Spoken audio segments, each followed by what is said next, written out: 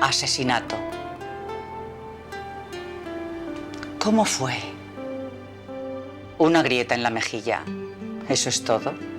Una uña que aprieta el tallo. Un alfiler que bucea hasta encontrar las raicillas del grito. Y el mar deja de moverse. ¿Cómo? El corazón salió solo. ¡Ay! ¡Ay de mí!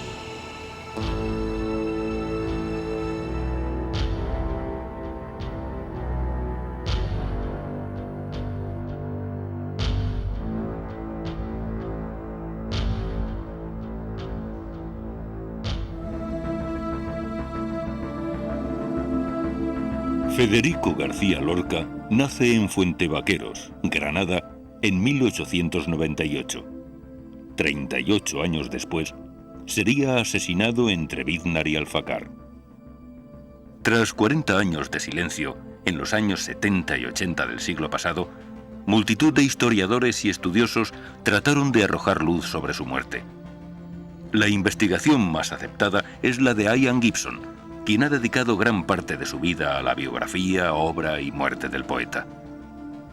Recientemente, los investigadores granadinos Miguel Caballero y Pilar Góngora han aportado nuevos datos sobre el entorno familiar de Lorca que complementan la investigación. Las causas, los hechos, quedan aquí reseñados como testimonio de la capacidad humana para el horror. A mediados del mes de julio de 1936, en la España republicana, la tensión entre la izquierda y la derecha alcanza su máximo grado.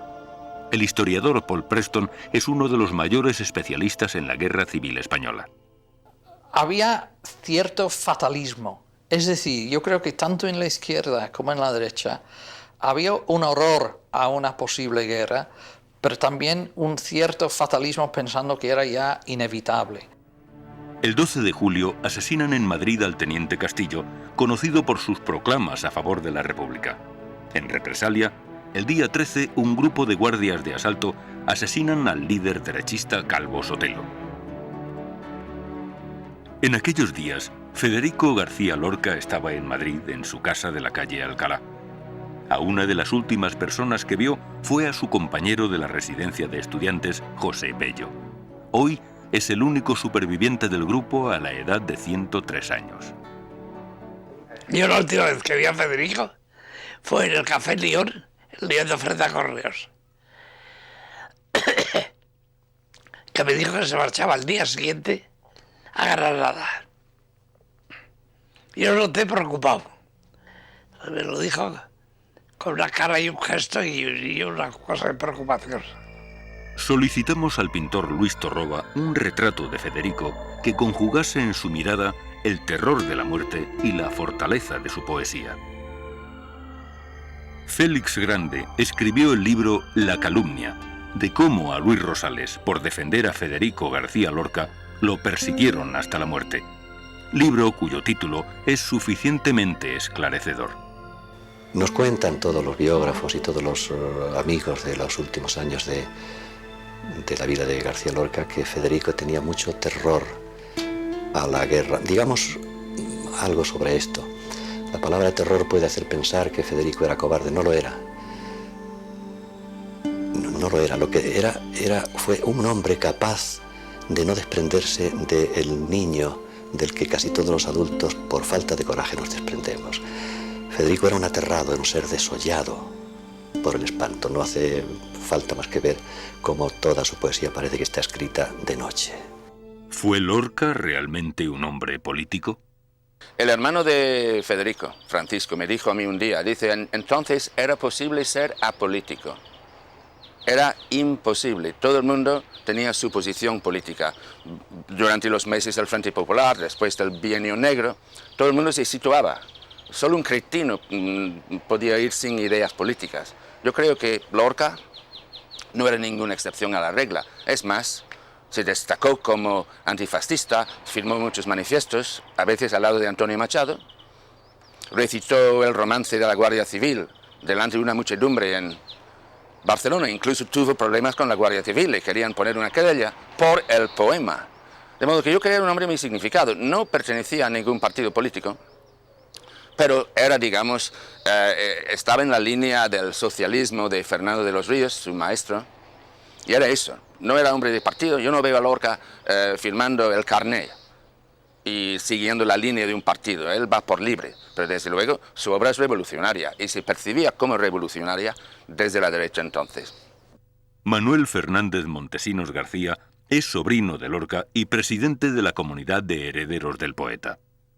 Políticamente, bueno, él ya dijo en su famoso "no quiero que me encasillen", no quería pertenecer a ningún tipo de organización política que tuviese ya pues una serie de estatutos que le obligasen a él a comportarse de una manera determinada, pero estaba en medio de un movimiento, de un grupo importante que en aquellos momentos pues tenía mucha actividad política y iba a veces, yo creo que un poco arrastrado. En el reverso de esta foto, Alberti escribe a un amigo en Moscú. Querido Relgin, el que está comiendo con nosotros es Federico García Lorca, que está deseando ir a Rusia para conocerla y conocerte. Mándale la traducción de su poema y escríbele. Si lo llamaban para firmar un manifiesto que le parecía correcto y que debía de hacerlo, pues lo hacía, como lo hizo. La inmensa mayoría de las veces, pues llevado un poco por amigos suyos que estaban ya muy metidos en la actividad política, sobre todo el Partido Comunista.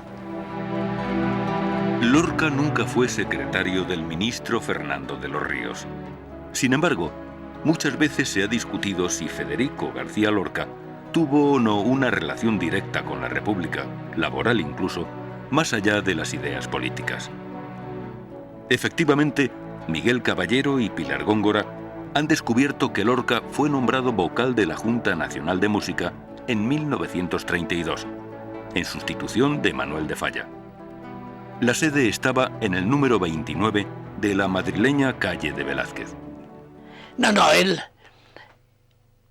era poeta nada más, Amor de mis entrañas, viva muerte, en vano espero tu palabra escrita y pienso con la flor que se marchita que si vivo sin mí, quiero perderte.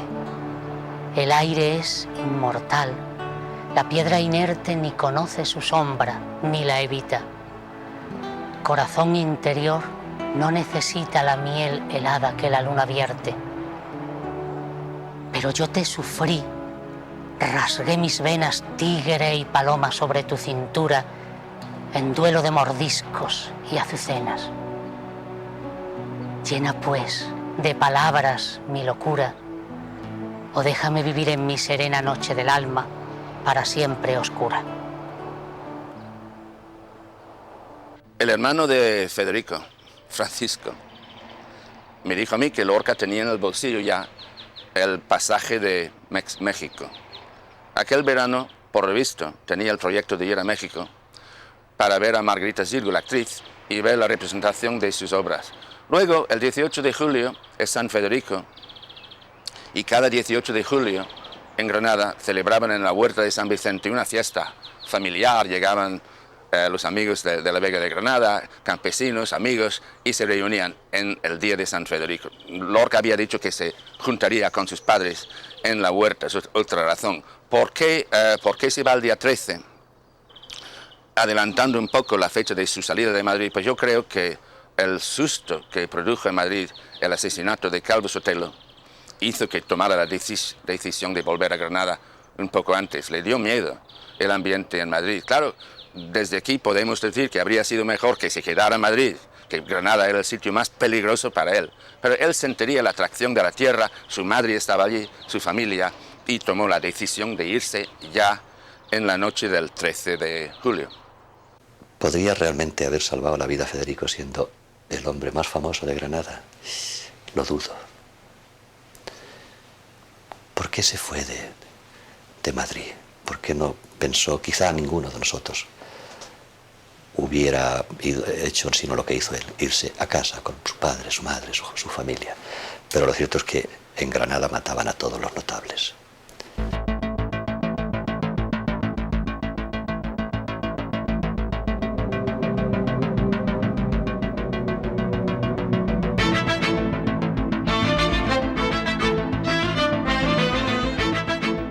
La misma misma noche del 13 de julio, Federico García Lorca tomará un tren hacia Granada.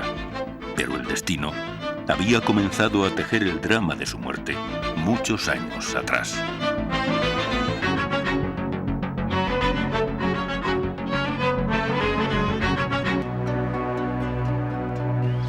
En 1894 los arrendatarios deciden convertirse en propietarios y para ello compran las tierras a una nobleza que estaba ya en un periodo de descomposición. Yo creo que en la muerte de Lorca, en la persecución, concurren muchos factores. Es un poco como una tragedia griega, inexorable. En primer lugar, es verdad que había contra su familia, contra su padre, mucho odio en Granada. El padre de García Lorca es un hombre que se ha hecho rico en la Vega de Granada, que es muy rico, y es hombre progresista, que ayuda a los campesinos. Esto ya crea una inquina feroz en la Vega, porque la mayoría de los caciques son muy de derechas. Y hay problemas entre don Federico y una familia de Valderrubio, los Roldanes, por un asunto de tierras. Porque claro, en los pueblos, en el campo, te matan por medio cuadrado de tierra. Hay terribles odios y envidias relacionados con la posesión de tierra, ¿no? Y había contra don Federico mucho odio. Y este es el padre del poeta. Bueno, tenemos de pensar que mi abuelo es un hombre que se hizo a sí mismo, como se dice ahora, que llegó a tener una fortuna importante, era una figura importante dentro de la ciudad, aunque desde luego sin la más mínima ostentación de riqueza. A principios del siglo XX, son tres las grandes familias adineradas de la Vega granadina: los García Rodríguez, padre de Federico, los Roldán y los Alba. Estas tres familias, a la vez que mantienen una rivalidad económica y social, se casan entre ellos con el fin de agrandar sus pertenencias o de no perder tierras.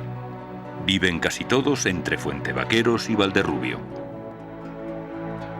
En 1898, España pierde Cuba y no llega más azúcar a la península. En la Vega de Granada se dan entonces los mayores cultivos de remolacha azucarera y se montan grandes ingenios. En 1904, el padre de Federico logra entrar como accionista en una de las grandes azucareras denominada Nueva Rosario, ubicada en el término municipal de Pinos Puente.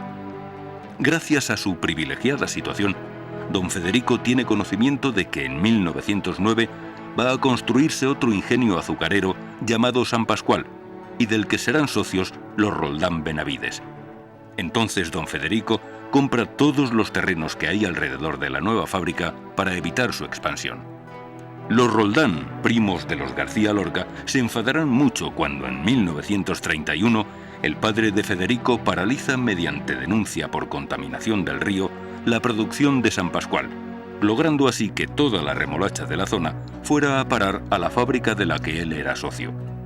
Además de los pleitos de lindes o compraventa de tierras, este sería uno de los motivos que más enconaría los ánimos entre ambas familias. Rafael Amargo, en realidad Rafael García, familiar de García Lorca, nació en Asquerosa, hoy Valderrubio, y se siente identificado con los sufrimientos del poeta. Yo con él me identifico muchísimo como persona. Yo monté Poeta en Nueva York porque yo, habiendo nacido y habiéndome criado donde mismo él, habiendo tenido la misma educación, habiendo sufrido las mismas cosas, porque también digo en un pueblo como del que él habla, un pueblo de gente de campo, de la Vega de Granada, que quiero ser artista, también muchos años después, pero sufrí lo mismo que él sufrió, ¿no? En 1909, la familia de Federico se traslada a vivir a Granada. En esa rivalidad que mantienen las dos familias por ser más una que otra, los Roldán se mudan también a la capital.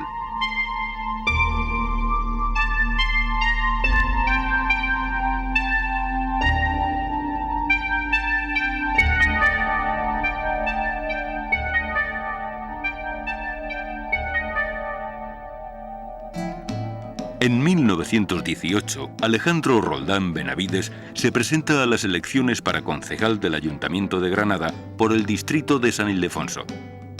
Don Federico García Rodríguez ya era concejal de dicho ayuntamiento. Esas elecciones fueron anuladas al demostrar la Comisión Provincial encargada de velar por la limpieza de las mismas, que un grupo de gente armada había irrumpido en la sede electoral del barrio de San Ildefonso y, pistola en mano, habían manipulado los votos favorables a Alejandro Roldán, padre de Horacio Roldán, que resultaría con el tiempo muy cercano a los protagonistas del golpe de Estado de 1936. En aquella comisión provincial estaba el padre de Federico, miembro del Partido Liberal, contrario al derechista Partido Agrario de los Roldán, que acabaría en tiempos de la República siendo parte de Acción Popular y por lo tanto de la CEDA. Uno de los 3 únicos votos a favor de Alejandro Roldán fue emitido por el abogado Juan Luis Trescastro, también miembro de Acción Popular y desde entonces persona muy cercana a los Roldán.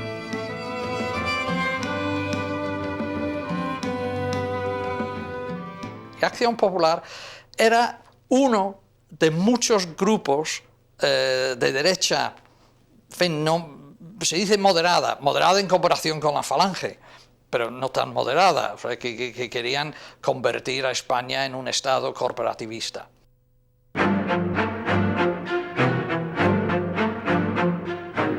Uno de los momentos más delicados en las relaciones familiares surge a raíz de la escritura de La Casa de Bernarda Alba. Federico escribió la obra como una especie de venganza literaria.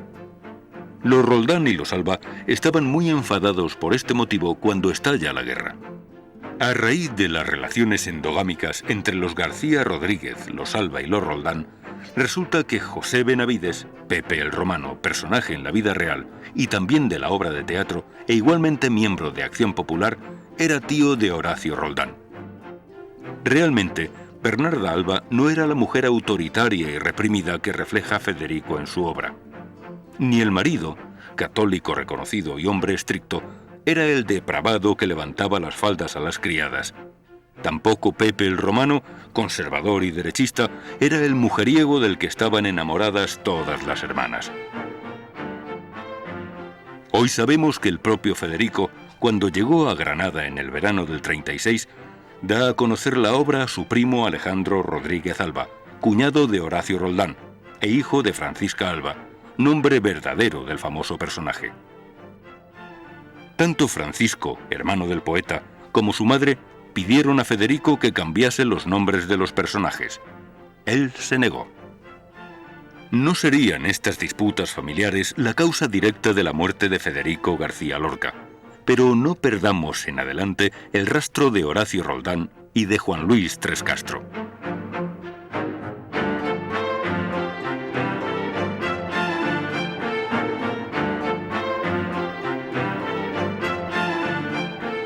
Gerardo Rosales estuvo durante varios años recabando información entre su propia familia hasta publicar el libro El silencio de los Rosales.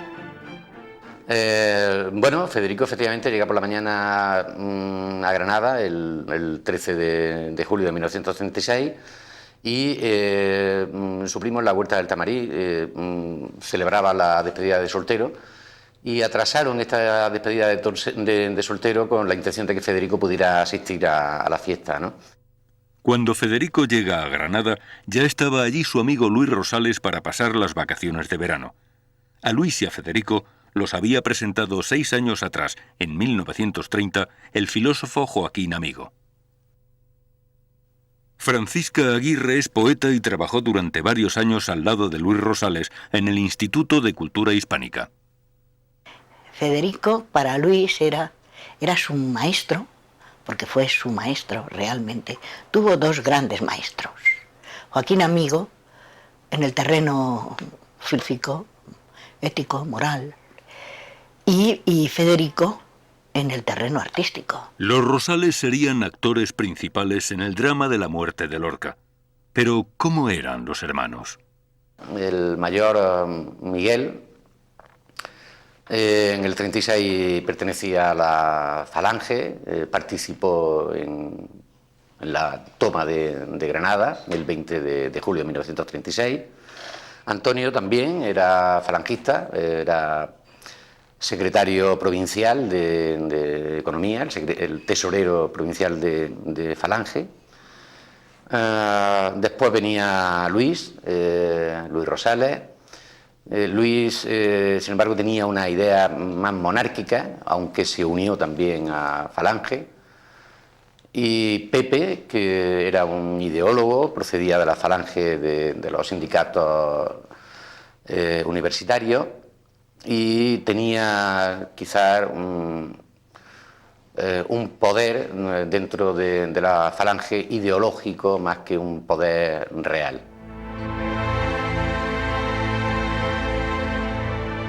El responsable principal de la rebelión militar en Granada y de la represión a que fue sometida la población fue el comandante José Valdés. En los momentos preparativos del movimiento, José Rosales, que era un falangista importante, parece ser que fue el quien hizo que se nombrara a José Valdés Guzmán el gobernador civil. Parece ser que fue así. Valdés era mucho más importante, de todas maneras, que José Rosales. ¿Por qué? Porque Valdés es militar. La falange sin el ejército no es nada. Son 4 gatos, que luego serán miles, pero antes de la guerra son 4 gatos, o 8, o 10, no son muchos. Y Valdés es un hombre, es comisario de guerra, es un hombre que está en la organización del ejército, de la guarnición, lleva 7 años en Granada, es de Logroño, no es granadino, es del norte. Y por lo visto conocía a todo el mundo en Granada, es también camisa vieja de Falange. De modo que tiene toda la ventaja es militar, en contacto con todos los mandos, y también es falangista, de modo que reúne estas condiciones. En el edificio de la calle San Antón 81 fue donde se gestó el golpe de Estado del 18 de julio en Granada. Allí vivían y eran vecinos Horacio Roldán y José Valdés. Muy cerca, en la calle Recogidas, vivía Juan Luis Trescastro. Las dos líneas de investigación por fin se tocan.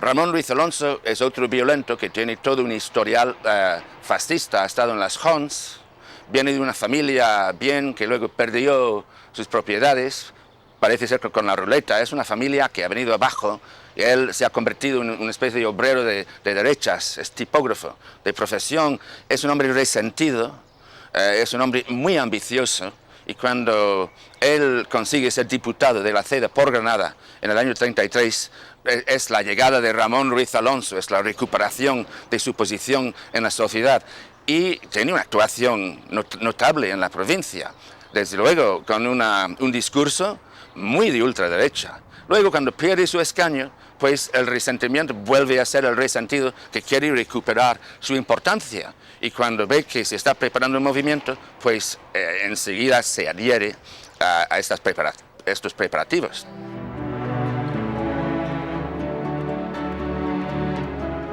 Ruiz Alonso fue tipógrafo del diario Ideal de Granada.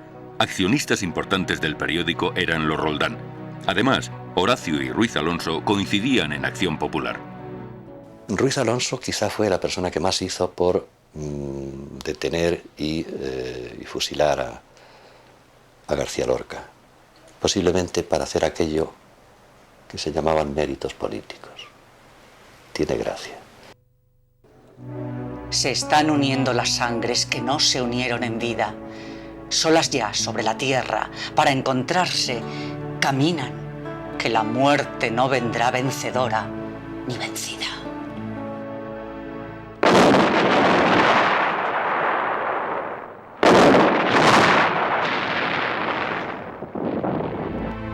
El 20 de julio, militares y falangistas salen a la calle y toman Granada sin excesiva resistencia.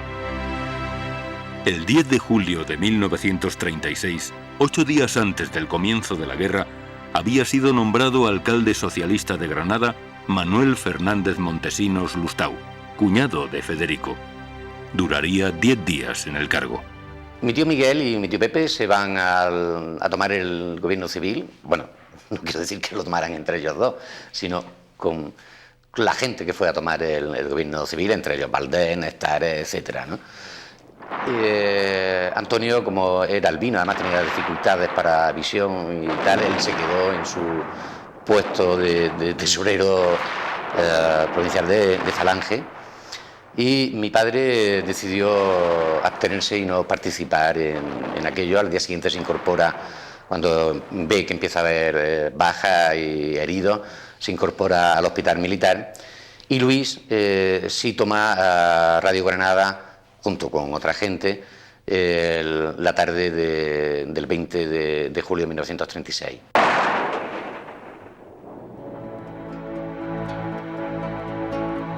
Ellos eran muy conscientes de que si no triunfaba el golpe de Estado iban a ser fusilados y esta casa arrasada.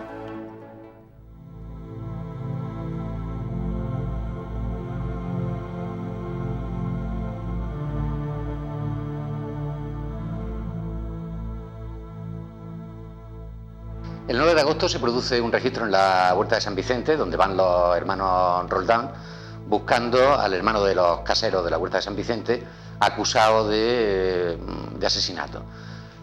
Se producen unos enfrentamientos muy violentos esa tarde, y después de estos enfrentamientos la madre de Federico, muy asustada, llama a Casa de los Rosales y pidiendo protección, y esa misma tarde Luis habla con Federico por teléfono y van posteriormente a la Huerta de San Vicente, mi tío Luis y mi padre.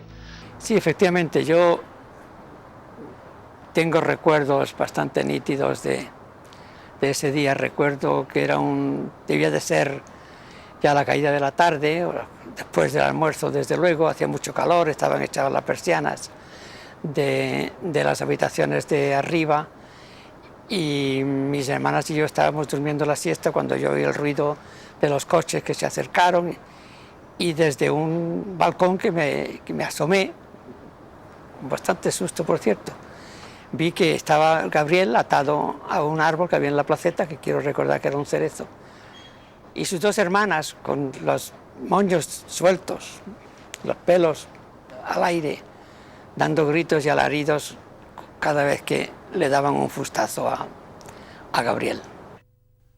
Tica Fernández Montesinos es sobrina de Federico García Lorca. Cuando se producen los acontecimientos del 36, ella tenía 7 años. Vimos que apaleaban al casero que se llamaba Gabriel Perea. Una criada vieja de mi madre, Angelines, nos quitó a los niños de en medio, llevándonos a campo a traviesa, detrás de la huerta, donde había otra huerta que le decíamos de los Pepes. Concurren muchos factores en la muerte de García Lorca. Desde luego el factor político, porque Lorca se ha distinguido como rojo, porque ha firmado manifiestos, ha hecho declaraciones, es obvio que está con la República, con el Frente Popular. Esto por un lado, político, porque claro, esta gente mata catedráticos, matan a médicos, abogados, gentes progresistas, y Lorca es uno más, es uno más, es un enemigo del nuevo régimen. Pero por otro lado hay el tema homosexual. La palabra maricón en español tiene una fuerza terrible. A mí me consta que Tres Castro, Juan Luis Tres Castro, uno de los que participó en la muerte de Lorca, dice, yo le he puesto 2 balas en el culo por maricón. El odio hacia los homosexuales en España es terrible, puede ser terrible en otros países, pero aquí la palabra maricón tiene un gran peso. Y en la huerta, cuando llegan los grupos, le llaman maricón, esto me lo contó Angelina, le llamaron maricón al señorito Federico, maricón. ¿Comprendes? Esta palabra tiene un peso tremendo. Y desde luego, si eres rojo y al mismo tiempo maricón, de mierda, es como hablan esta gente, y siguen hablando. Bueno, esto ya es tremendo. Allí dentro le dijeron maricón, le dijeron de todo, y iba por las escaleras también. Y luego, encima, la envidia. Todo el mundo dice que Granada, bueno, uno dice que la envidia es el vicio español. Yo no sé si es así, pero si lo dice uno, algo habrá. Y había contra Federico muchísima envidia. Lorca es un genio, no solo un genio de la poesía, es un ser humano genial, carismático, que toca el piano y produce mucha envidia. O bien le amas o le sientes, hay envidia, pero nadie reconoce experimentar envidia. Eso se llama odio, ¿no? Odio a aquel maricón, pero puede haber muchísima envidia. Y yo creo que en Granada es una ciudad muy envidiosa. Contra él había mucha envidia. Fíjate que todos los que hemos escrito sobre el asesinato de Federico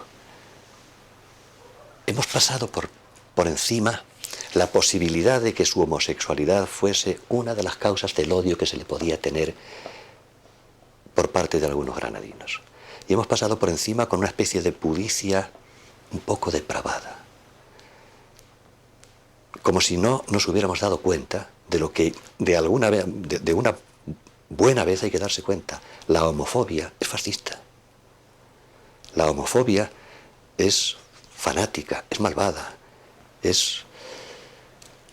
Y bueno, es posible que fuese una de las causas del odio que podía suscitar en algunas personas de Granada. Lorca es buen amigo de Luis Rosales y los hermanos de Luis Rosales son todos falangistas.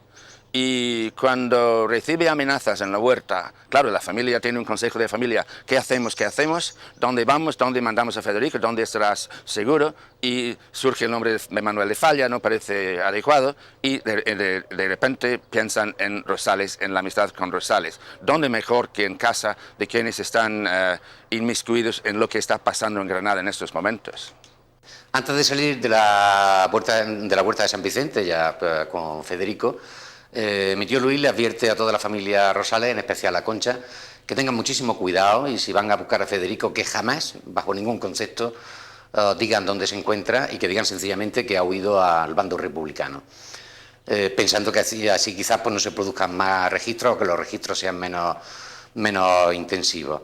Al mismo tiempo, mi abuelo, antes de que recogieran a Federico y le pidieron permiso a mi abuelo para llevarlo a casa, le advirtió también a mi padre y al tío Luis que tuvieran mucho cuidado en el traslado y sobre todo con Casas, que era vecino colindante en la calle Angulo, ¿no? Este señor, bueno, pues era conocido por su fanatismo y por antirrepublicano.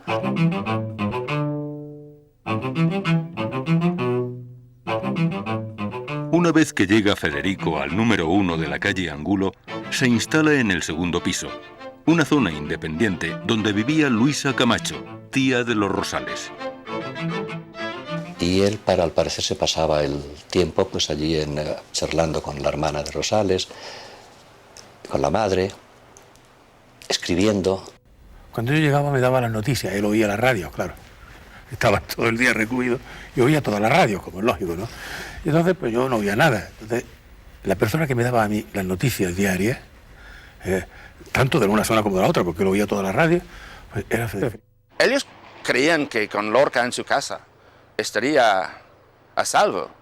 La decisión de que venga Federico a casa de mis abuelos y de mi padre viene tomada y viene dada 100% por la familia García Lorca. Es decir, mi abuelo conocía al padre de Federico, Federico y mi padre se conocían, existía una buena relación, los Rosales evidentemente eran, y cuando digo los Rosales quiero decir fundamentalmente Antonio, Pepe y Miguel, personas conocidas en la Falange en Granada en aquellos tiempos. Yo creo que todo eso, más que nadie pensaba en que a Federico le pudieran matar, fue lo que hizo que efectivamente, bueno, todo el mundo, bueno, pues no pensara que pudiera ocurrir una cosa como esta y que efectivamente la casa de los Rosales pudiera llegar a alguien y pudiera pasar lo que pasó. Por tanto, la preocupación por la seguridad de Federico empieza a crecer y empiezan a plantearse que habría que pasarlo a zona republicana y se lo proponen al poeta varias veces, pero él siempre se negó, aludiendo que podían, si lo buscaban a él, tener represalias contra sus padres, su madre, hermanos, etc. Bueno, yo creo que en ese momento que él estaba, digamos, ya refugiado en un sitio que parecía seguro, él seguramente, que no era así un hombre muy arrojado, pues no vería la necesidad de emprender una nueva aventura, que tampoco se sabía muy bien cómo iba a terminar, ¿no? La tarde del 15 de agosto, una escuadra al mando del capitán Manuel Rojas acude a la huerta de San Vicente con la orden de detener a Federico García Lorca. Rojas había sido el responsable años atrás de la matanza de campesinos en Casas Viejas. Estuvo preso y desterrado en Granada y fue convertido, tras el golpe de Estado, en jefe de milicias de Falange. Ese registro en la huerta de San Vicente fue tan brutal. Tiraron tinajas, pincharon colchones, se registró también la huerta del Tamarí, y viendo que no encontraban a Federico decidieron llevarse al padre, pues quizás para forzar más la situación, o no se sabe bien con qué intenciones. Entonces, cuando fueron a buscarlo y se llevaban a mi tío ya por el carril en el coche y no quiso decir dónde estaba, entonces fue cuando Concha vio que se lo llevaban a su padre. Y entonces dijo, bueno, está en tal y tal sitio. Y fue Concha quien lo dijo, porque se llevaban a su padre por el carril. ¡Viva el comunismo! ¡Larguen armas! ¡Apunten! ¡Fuego!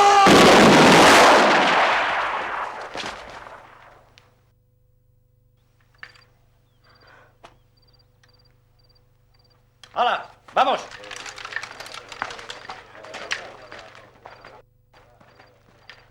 Yo este hecho de la familia Lorca o cualquiera es comprensible que en un momento tan especial, tan duro para esta familia y sobre todo para Concha, que la que acababan de comunicarla el fusilamiento de su marido, se entiende perfectamente que se pueda cometer este error de decir dónde se encuentra Federico.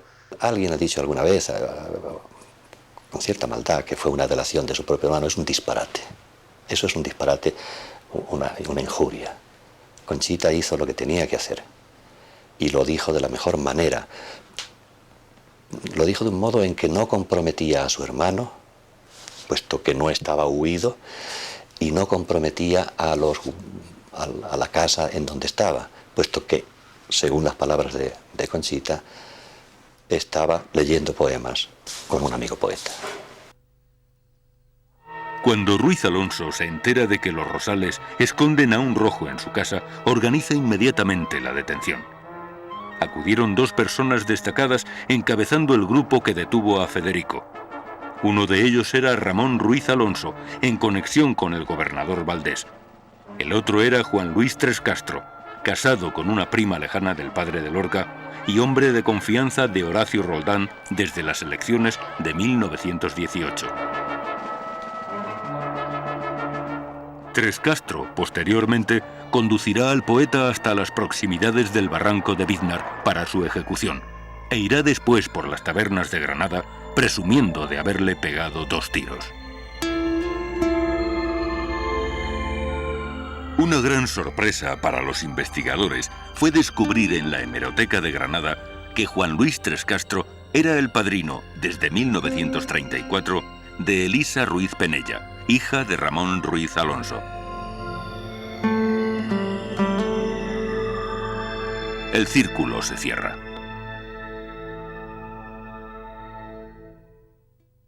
Se presentaron 3 personas, se llamaban Tres Castro, García Liz y Ramón Ruiz Alonso. Fueron las 3 personas que entraron en mi casa.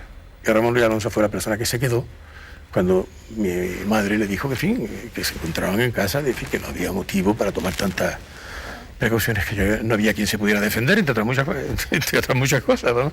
No había por qué tomar tantas precauciones.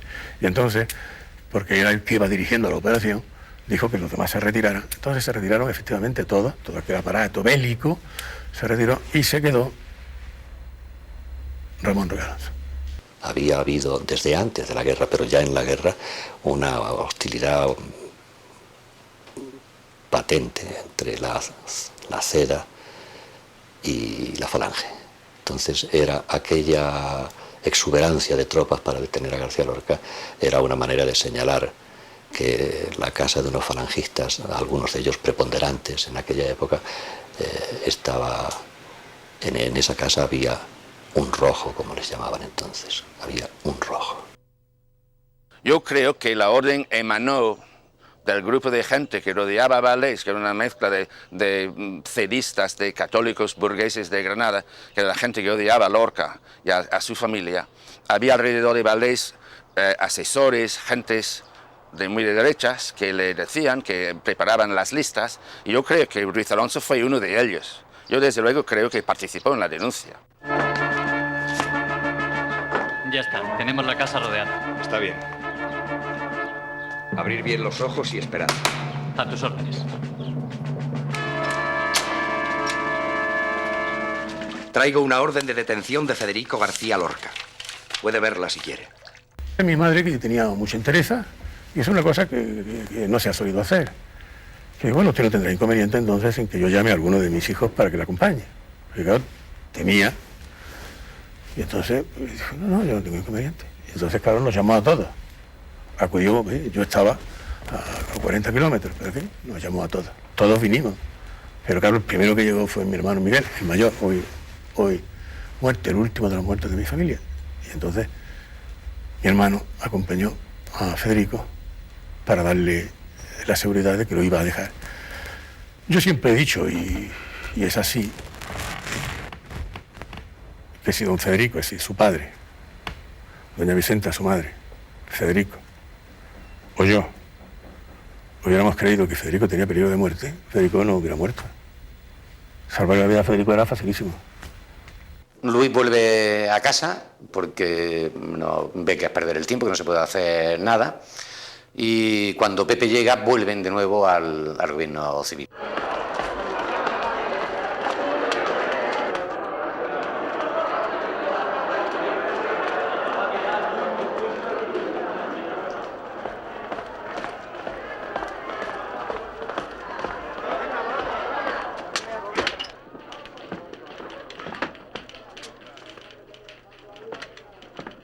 ¿Ha vuelto Valdés? Sí, está en el despacho. Pero no se le puede molestar ahora. Eso lo dirás tú. Naturalmente. Te digo que no se puede pasar. Suelta, coño. ¿Quieres ver cómo paso? Oye, Pepiniqui, tengamos la fiesta en paz. Si venís por lo del amiguito de Luis, lo mejor es que hagáis una declaración por escrito. ¿Una declaración? ¿Nosotros? ¿De qué? De que habéis tenido escondido en vuestra casa un rojo. Y eso está prohibido y castigado. Lo sabéis de sobra. Así que no poneros histéricos y hacedla.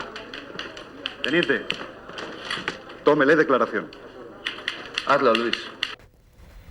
Y había alrededor mío un centenar de personas. Y en un momento, pues yo dije, esta tarde, a las 5:30 de la tarde, un tal, yo dije, un tal, Ramón Ruiz Alonso. Y eso lo repetí varias veces, un tal Ramón Ruiz Alonso, ¿no? Vistiendo el uniforme de Falange, sin ser falangista, ¿no? Diciendo que portaba una orden, sin enseñar esa orden, un tal. Entonces, la tercera vez que yo dije, un tal, pues Ramón Ruiz Alonso, que estaba allí, entre aquel centenar de personas, ¿no? que había, pues, Ramón Ruiz Alonso, soy yo. Entonces yo dije, eres tú, ¿sí? Entonces, ya lo estaba oyendo. ¿Por qué te has presentado en el domicilio de un superior a reclamar? Ah, ¿qué orden llevaba? Llevaba orden verbal.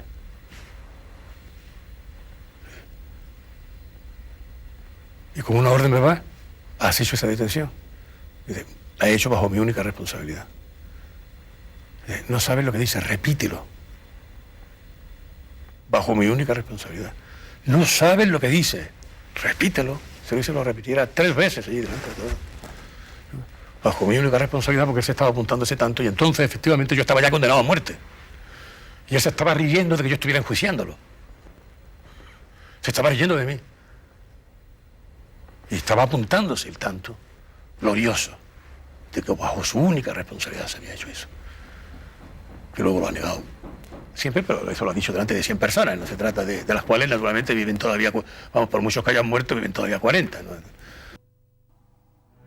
La primera denuncia, según declaró Pepe Rosales 48 horas antes de morir a Ian Gibson y a su propio hijo José Carlos, sería formulada por Ramón Ruiz Alonso. Habría una segunda firmada por el vecino de los Rosales, Jesús Casas. Y la tercera denuncia fue formulada por el capitán Rojas a raíz de la visita a la huerta de San Vicente el día anterior para la detención de Federico. Una vez que Rojas y Ruiz Alonso y todos ya saben que Federico está en casa de los Rosales, quieren confirmar efectivamente si están allí o no. De manera que la misma mañana del 16, Rojas personalmente le pregunta a mi tío Antonio si Federico está en casa, en su casa, en casa de mi familia. Mi tío Antonio la primera vez lo niega y Rojas le dice, bueno, ¿qué pasa? ¿Tú es que no eres capaz de oír el piano cuando estás durmiendo debajo de ese piano? ¿No lo oyes? Antonio se dio cuenta, efectivamente, que ya sabían que Federico estaba allí y admite que está escondido en la casa, y no sé si por miedo, si por querer defenderse o por querer... ya comenté también antes que era uno de los hermanos más reacios a que estuviera allí. Dice que sí, que Federico se encuentra en casa y que además está haciendo mucho daño con la pluma e incluso que es un mariconcillo de mierda, ¿no? Hasta ahora, una de las grandes incógnitas sobre la detención de Lorca ha sido por qué, tras la presencia del capitán Rojas la tarde del 15 de agosto en la huerta de San Vicente, nadie de la familia del poeta dio aviso a los Rosales. Desde el 15 de agosto hasta que detienen a Federico el 16 de agosto transcurren 16 horas. Perdón, 24 horas. 24 horas que son fundamentales, y más en esas circunstancias, y 24 horas donde hay un teléfono de comunicación entre la huerta de San Vicente y la casa de los Rosales, como de hecho habían tenido comunicación anteriormente, y la tuvieron esa misma mañana, la mañana del 16, y si por alguna razón el teléfono, que no hay constancia de ello, hubiera estado cortado, también había la posibilidad de ir andando, puesto que las dos casas siguen en pie y en 10 minutos se recorre la distancia de una casa a otra. Se dice que la familia no avisó a los Rosales, pero yo no estoy dispuesto a aceptarlo necesariamente. Es que no sabemos. Había un teléfono en la huerta de San Vicente, había un teléfono en la casa de Rosales, y Esperanza Rosales me dijo a mí que Federico hablaba con cautela, porque había escuchas, pero que hablaba con su familia por teléfono. A la mañana siguiente se van al gobierno militar, hablan con el general Espinosa, que era el gobernador militar y la máxima autoridad que había en Granada y en la provincia.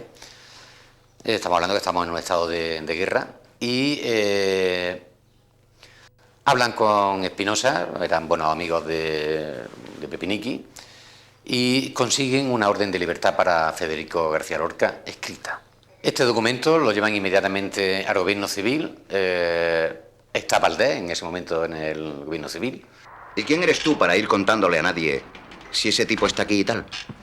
¿Qué saben en la comandancia militar? ¿Qué saben de qué? De quién es cada uno en Granada. De lo que hace y con quién está. El orden público, ese es mi trabajo. No lo entiendes. A mí este papel no me sirve para nada, que te aproveche.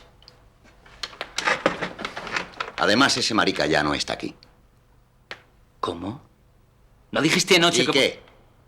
Ahora te digo que no está aquí y punto. ¿Dónde está? ¿Qué has hecho con él?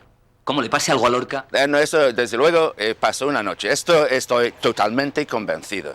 Porque yo he pasado muchas horas hablando con Angelina, ahí están las grabaciones. Esta mujer no pudo inventar haber visto a Federico en el gobierno civil. Ella creía, cuando yo hablé con ella y cuando Agustín Penón habló 10 años antes que yo con ella creía que había visto a Federico 2 mañanas seguidas. Es posible que solo fuera una, pero desde luego, si ella dice, subí con miedo y me abrieron y tal, y me miraron que llevaba, un señor me dijo que subiera. Oye, esto no se inventa, por Dios. La mujer estaba temblando de miedo incluso cuando me contaba a mí eso. Dos días que estuvo me dijo el señor de Martín, nunca. Y subía al cuarto. No había de agua que era el pelo y la cepilletilla. ¿Cómo podía inventar haber ido a ver a Lorca llevándole algo de comer, la cesta y tal? No, esto no se inventa, de modo que es absolutamente seguro que Lorca estaba en el gobierno civil la mañana del 17.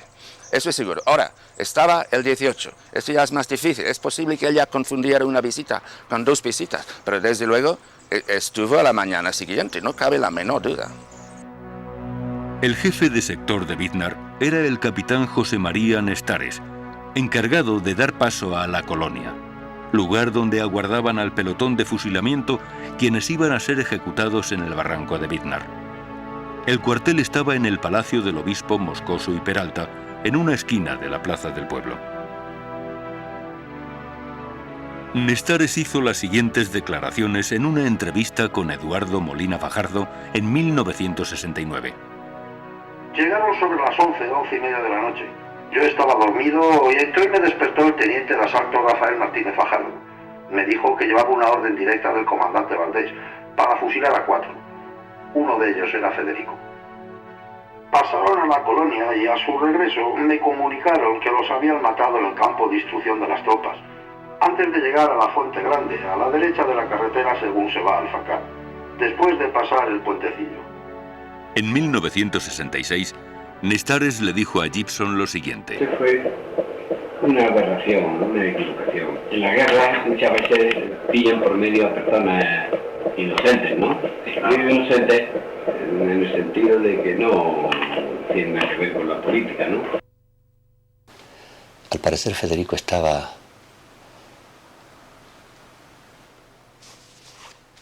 maniatado con unas esposas, con un preso más. Fue conducido hasta la zanja que ya previamente había sido abierta.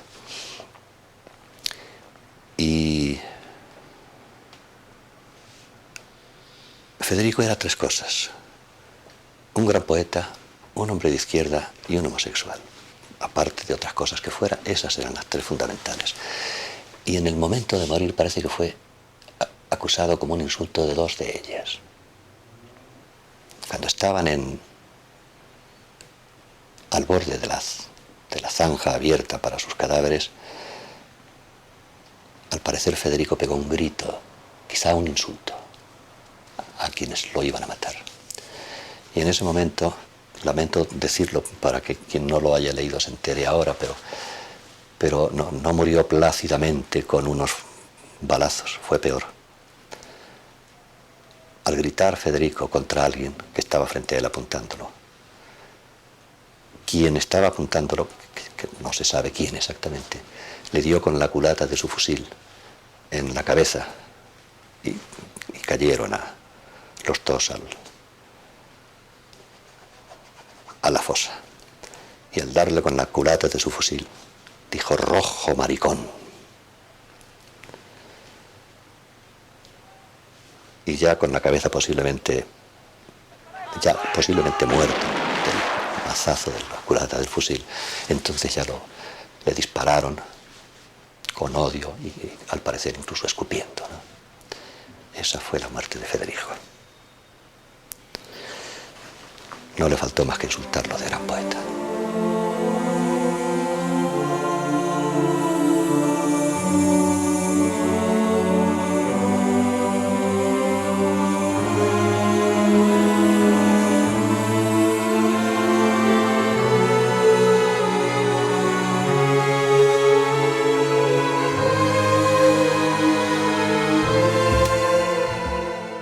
Yo tuve la gran suerte, ¿no? Bueno, hablando con mucha gente, sí. ¿Sabes que Miguel Castilla, fue el enterrador y tal, y vive en la Plaza de la Mariana, y su madre tenía un puesto de tejeringos, y vas, preguntando, porque claro, en los años 60 había que ir con mucho cuidado, porque yo no quería implicar a la gente en mi investigación, era un poco peligroso.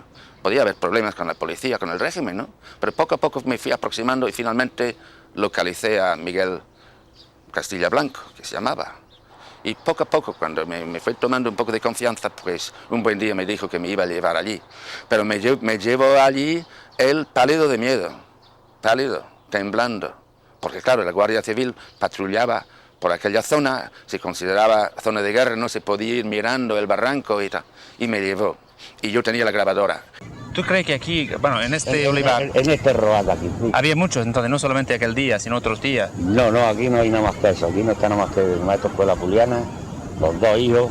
¿Los pandrilleros? El Galadí, el Cabeza y Lorca. Y el Lorca. Tú no viniste aquí otra vez, ¿no? No, aquí ya no hubo más. Según afirma Miguel Caballero, tras la muerte del poeta, el hostigamiento contra la familia García Lorca no termina. Por parte del gobierno militar de Granada, le son incautados todos los bienes a don Federico y no le serán devueltos hasta 1937. Posteriormente, Horacio Roldán, que ha instalado como alcalde en el ayuntamiento de Pinos Puente a Enrique el Marranero, guarda de sus fincas y de la fábrica de San Pascual, le obligará a pagar 2 repartimientos destinados a sostener el denominado glorioso Ejército Nacional. Ante tales presiones, la familia García Lorca decide emigrar a Estados Unidos en 1940. Para realizar el viaje a Nueva York, el padre de Federico vende algunas tierras y 5 casas de Valderrubio, situadas en la calle que hoy lleva su nombre. Recuerdo perfectamente las palabras de mi abuelo montado ya en el transatlántico Marqués de Comillas para ir a Estados Unidos, que le dijo a un señor amigo que nos había acompañado: no quiero volver a ver este jodido país en mi vida. José Valdés murió con 48 años en 1939 y fue enterrado como héroe de guerra en el cementerio de Granada. Este es el aspecto de su tumba en los años 80. Hoy han cambiado la lápida. Es la única que aparece sin nombre ni dato alguno. Es muy fuerte lo que voy a decir, pero yo creo que le mataron sus propios primos, ¿no? Yo creo que fueron sus propios primos por unas cuestiones de poder, por unas cuestiones de herencias, por unas cuestiones de dotes asignadas que había y por unas cuestiones de no entender esa belleza plástica y esa belleza humana que tenía ese hombre, ¿no? Molestaba porque ellos eran hombres de campo, eran hombres con un estereotipo como la palabra hombre significa, y eso a ellos les molestaba. Yo creo que fueron sus propios primos los que un día entre Vilna y Alfacar acaban con la vida de Federico. Quizá la mayor paradoja de esta historia sea que Juan Luis Trescastro, quien se declarara autor material de la muerte de Lorca, esté enterrado en una tumba perteneciente a familiares del padre del poeta, de apellido García Rosales. Si yo tuviera un abuelo asesinado y tirado en una cuneta como un perro, y si existía la posibilidad legal de recuperar sus restos, yo los recuperaría. Es mi posición personal, tan claro, ¿no? Y en el caso de Lorca, yo quiero que busquen los restos. Hay una tecnología hoy que permite primero escanear todo el terreno para ver primero si hay algo. Luego la familia, por lo visto, no quiere, pero yo hablo de mí en este momento. Y hay millones de personas alrededor del mundo que aman la obra de Lorca, que aman al hombre y quieren saber dónde está. Y no sabemos todavía si está allí. Yo creo que me contaba la verdad el enterrador, pero la gente se equivoca, los terrenos se mueven a lo largo de las décadas y no sabemos todo, no tenemos la seguridad de que está allí. Primero quiero que me digan si está o no está. Luego si está, y si la familia accede, o las familias, porque hay otros muertos, a mí me gustaría que se abriera para ver en qué condición están los restos, porque podría haber una bala, podría haber una hebilla, un reloj, algo que nos dijera algo acerca de qué es lo que pasó con Federico en los últimos momentos. ¿Lo torturaron? Si lo torturaron, y yo creo que probablemente que sí, habría tal vez algún indicio de eso. Yo creo que en un lugar donde hay tantísimos muertos, tantas víctimas, elegir entre ellos es un error. Creo que la memoria en este caso está en ese lugar y en esa realidad. Eso fueron unos asesinatos brutales y están todos en la misma situación. No hay uno por encima de otro. El conservar la memoria de la guerra civil debería de ser también un testimonio universal, en el sentido de que quizás sea España el país que más ha sufrido las secuelas de una guerra civil tan terrible como fue la nuestra. Y de hecho todavía gente de nuestra generación, de las generaciones venideras, lo vivimos y lo conocemos indirectamente, claro. Y deberíamos políticamente de ser capaces de dar testimonio de ese drama internacionalmente para que al menos ninguna guerra civil debiera de producirse. Nunca más.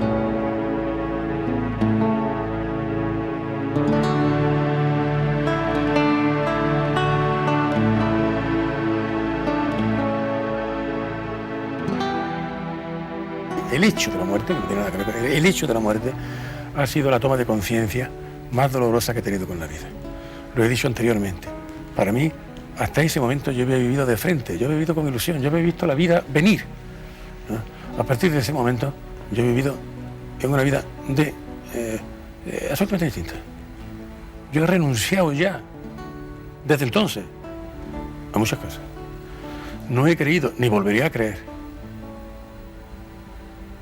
en la política. No he creído, ni volveré a creer, en la sociedad. No he creído, ni volveré a creer,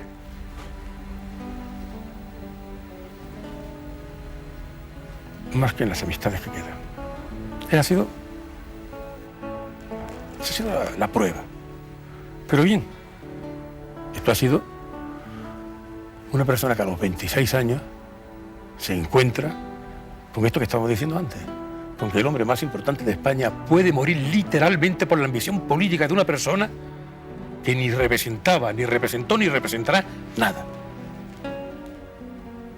Es decir, la vida del hombre más importante de España ha dependido de la ambición política de alguien que no ha representado literalmente nada.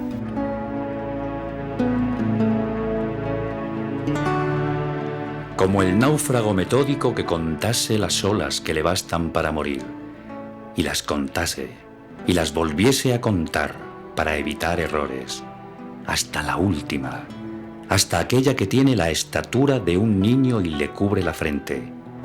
Así he vivido yo, con una vaga prudencia de caballo de cartón en el baño, sabiendo que jamás me he equivocado en nada, sino en las cosas que yo más quería.